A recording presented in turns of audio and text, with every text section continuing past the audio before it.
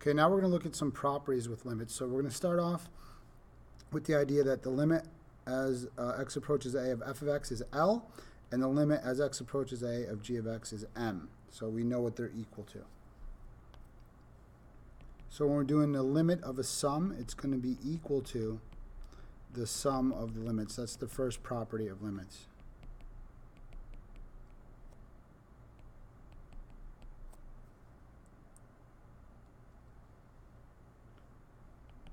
So since the limit as x approaches a of f of x is L, and then the limit for g is m, we're going to get the L plus m.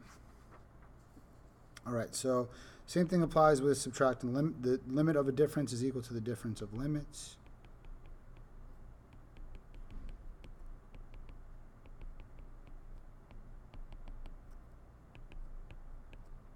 And since the limit of f is L and the limit of g is m, there we go.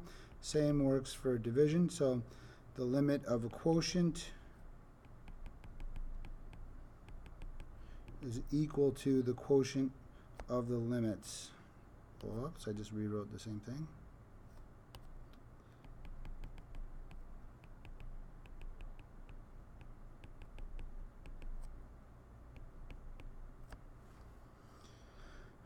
Same for a product. So the limit of a product is equal to the product of a limit of the limits.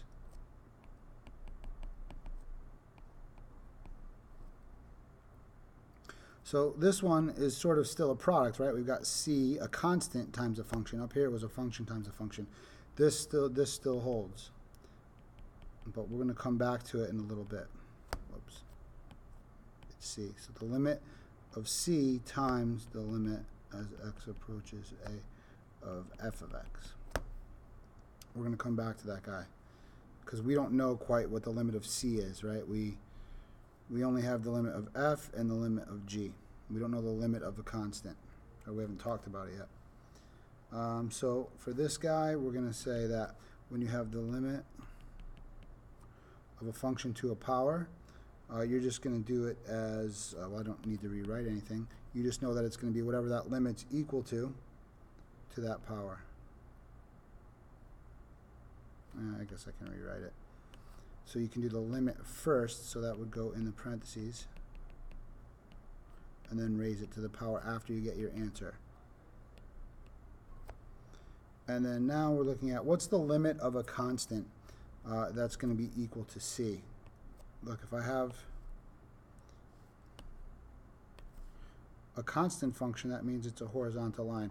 That might be the function y equals 4. If I want to do the limit of that, I would have the limit as x approaches whatever x value I want. I'll call it a to be any x value of the function 4. That's always going to be equal to 4 because no matter what x value I'm at, if I'm at an x value of -2, the limit is 4. It's approaching a height of 4. Every point on this graph has a height of 4, so the limit is always 4. It's always approaching 4 because it actually is 4. So this is a nice one. The limit of a constant is the constant. So if we come back up here to 5, that means the limit of c is c, and then we can go c times the limit as x approaches a of f of x, and we know the limit of f is L. So it's going to work out to be the constant times L. A lot of times we're just going to jump from here to here. We're going to kind of cut out this part. Okay, because we're going to say when you're doing the limit of a constant times a function, I'm going to say that you can kind of pull that constant through the limit and leave it out front, and then just calculate the limit, and then multiply it back in at the end. Okay? Now we're going to use the graph to investigate how we can use some of these properties. So we've got two functions, f and g. We want to find each of these limits, so we have to apply the properties here. So the limit of the sum is going to be equal to the sum of the limit. So I'm going to say the limit as x approaches 2 from the left of f plus the limit as x approaches 2 from the left of g. So now I can find each one of those limits separately, then add the results. That's the key. We can't really kind of get there. It's harder to get there from that statement. So we use the properties to rewrite it. So on f, I'm not going to go through how to find these limits. You can kind of confirm what they are in the graph. But I'll do a couple, but I'm going to skip over some and just say that it's this or that, and you can check it out and ask me a question if you don't get it. So on f, the limit as x approaches 2 from the left is 3. So that's like, in your properties, that's like your, your L here. I'm finding the number that it's actually equal to. And then the limit of g as you approach 2 from the left. Now I'm on this graph. As I approach 2 from the left, that's got a limit of 1 as I come in from the left. So it's 3 plus 1. It is 4. Okay, this guy, you're going to do the properties. You're going to say, first we're going to do the difference one. So you can say the limit times 2 of f of x as x approaches -1 minus the limit as x approaches -1 of 3 times g of x. Then I'm going to apply the next property where I can pull the constant through the limit. So it's going to be 2 times the limit as x approaches -1 of f of x minus 3. I'm pulling the 3 through the limit as x approaches -1 of g of x. So now what's happened is I can just go use the graphs now. I can't use the graphs when I have 2 f of x or 3 g of x. But now when I have just f, I can use the graph to calculate that number. When I have just the g, the limit of just g, I can calculate that limit on the graph, and then I can plug in those numbers and multiply. So you're gonna check that on yourself. You have the paper in front of you, but it should be 2 times -6 was the limit, minus 3 times that limit was -1, so that should be -9. So this guy is going to be the limit as x approaches -3 of f of x minus the limit as x approaches -3 of g of x. So that's going to end up being -2 on this one minus, oh wait, this one does not exist. There's a vertical asymptote there. The limit does not exist for -3 because as I approach from the left, I got to check both sides, right? When I'm doing a limit, it goes to infinity. As I approach from the right, it goes to -infinity. Therefore, the limit doesn't exist. So if any part of this doesn't exist, then the whole thing does not exist.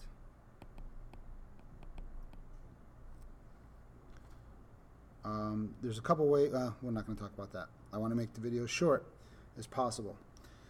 So this one, we're going to apply the quotient property. So the limit as x approaches 6 of -2 f of x divided by the limit as x approaches 6 of g of x. Then I'm going to apply in the numerator that property of pulling the constant outside of the limit. So f of x, so I pulled the -2 out, and it's the limit as x approaches 6 of g of x. So now I can go find this limit and this limit on the graphs, and so I end up getting -2 times -4 over 6, so that's going to be 4/3. All right, this guy, I'm going to first apply that property of yanking out the 2. So then I've got 2 times the limit as x approaches 4 of f of x times g of x. Then I'm going to say 2 times, I can now do the product of the limits. Find each one individually and then multiply the answers. Instead of trying to multiply the graphs, it's a lot harder. So this is going to be 2, and the limit of f was -3, and the limit of g was 4, so this should be -24.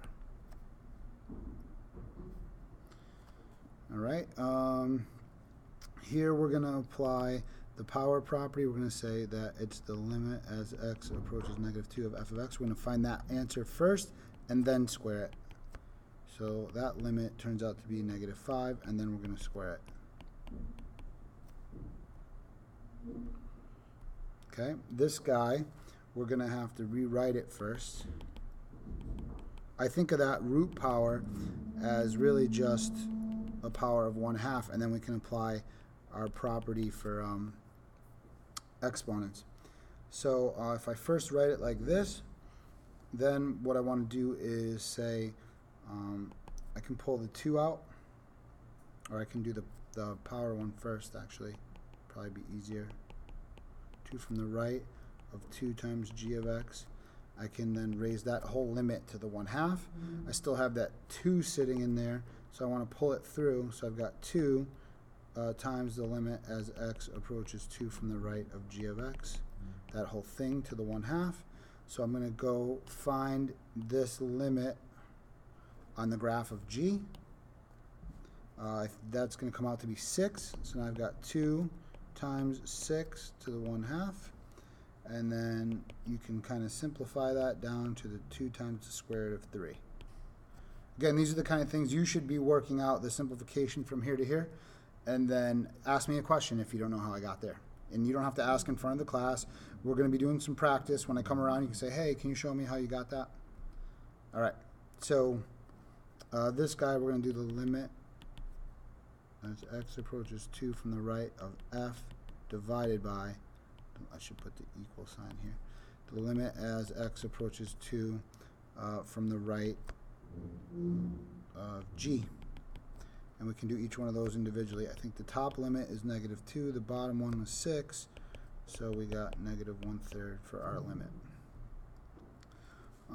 We got the limit as x approaches -1 of f. We're doing the difference of limits here.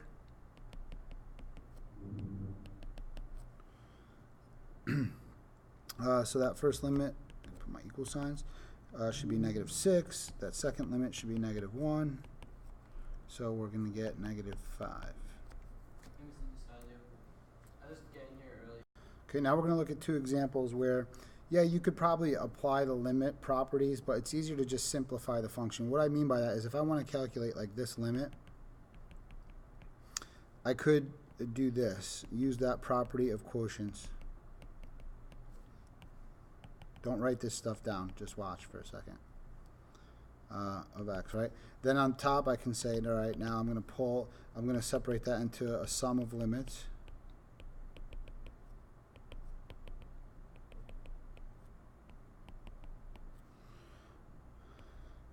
And then I'm going to pull the constant through here and use that property. Then I can go do each limit individually and add the answers and divide the answers. We don't need to do all that. With a graph, maybe, but if I'm just working with functions here, with the graph we have to do it because we can't do any algebraic manipulation, but with functions we can.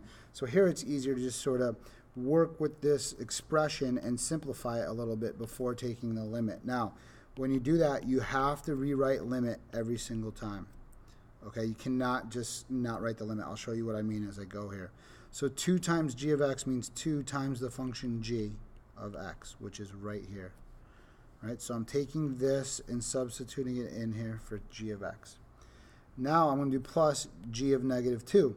So I'm going to substitute in that same thing, but instead of an x, what does it have in its place? It's got a -2. Let me erase some of this, right? So that's what g of -2 means. I'm plugging the -2 in here for x, and then I'm putting that in for g of -2 all over x. This one can get a little confusing with all the substitution I'm doing and stuff, so this is definitely one. Ask me in class. I'll help you out. I'm expecting some questions on this guy.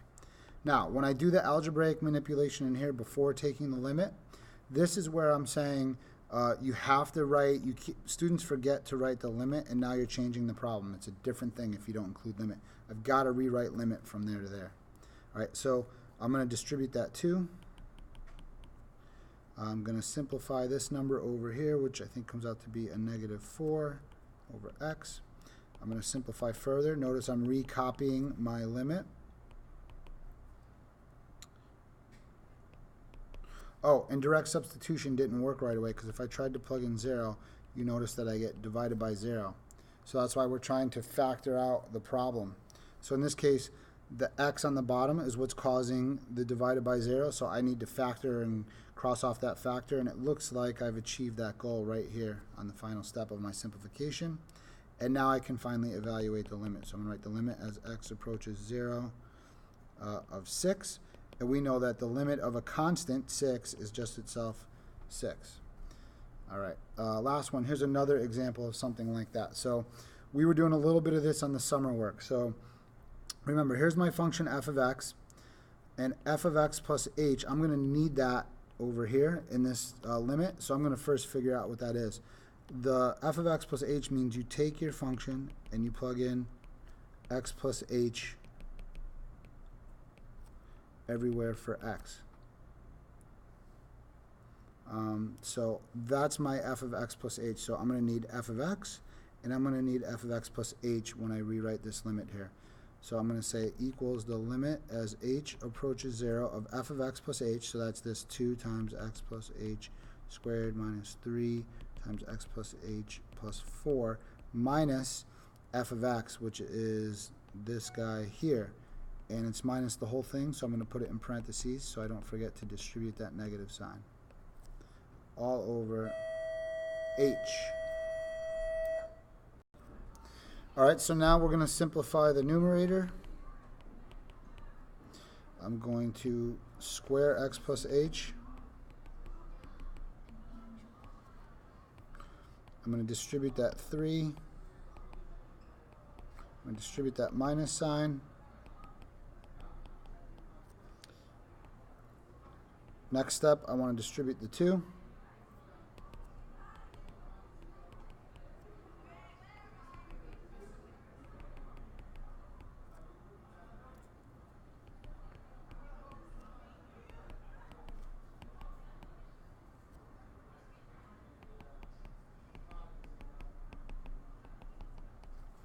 Remember that I forgot to mention, we wanted to try this limit. We're going to try direct substitution. It's not going to work because we're going to have divided by 0.